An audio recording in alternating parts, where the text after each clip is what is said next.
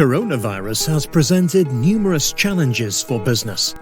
The measures aimed at slowing the virus have meant that commercial tenants have often closed their premises. Tenants often experience cash flow issues and find themselves unable to pay rent.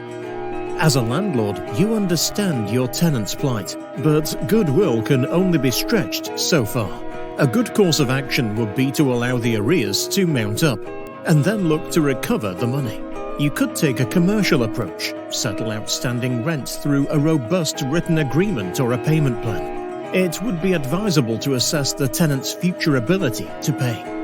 Where a tenant has rent arrears, the common remedy is to rely on a clause which grants the right to fail to pay rent within a certain period, a peaceable re-entry of the premises.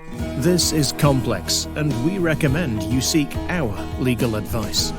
Section 82 of the Coronavirus Act 2020 currently prevents forfeiture on most leases for non-payment, and restrictions are due to end on the 25th of March 2022. Once this period has expired, the landlord could forfeit the lease, and the tenant is still liable for rent. CRAR is a procedure that allows landlords to recover rent arrears by taking control of the tenant's goods and selling them. Only landlords of commercial premises, where the tenant remains, can use CRAR. The amount of rent outstanding to be able to enforce CRAR has been extended from 7 days. Between 25th of December 2020 and 24th of March 2021, 366 days of rent has to be outstanding. Between 25th of March and 23rd of June 2021, 457 days of rent has to be outstanding. Between 24th of June 2021 and 25th of March 2022, 554 days of rent has to be outstanding. CRAR protection is set to last until 25th of March 2022, and it is expected that landlords will rely on the standard CRAR procedure from 26th of March 2022. In commercial leases, parties usually agree that, in the event of insolvency, the lease automatically forfeits. A precursor to insolvency is a statutory demand. If this is not paid in 21 days, a winding up or bankruptcy petition is used. Government restrictions under the Corporate Insolvency and Governance Act 2020 are not due to be extended, but have been replaced with more limited restrictions for winding up petitions presented between 1st of October 2021 and 31st of March 2022.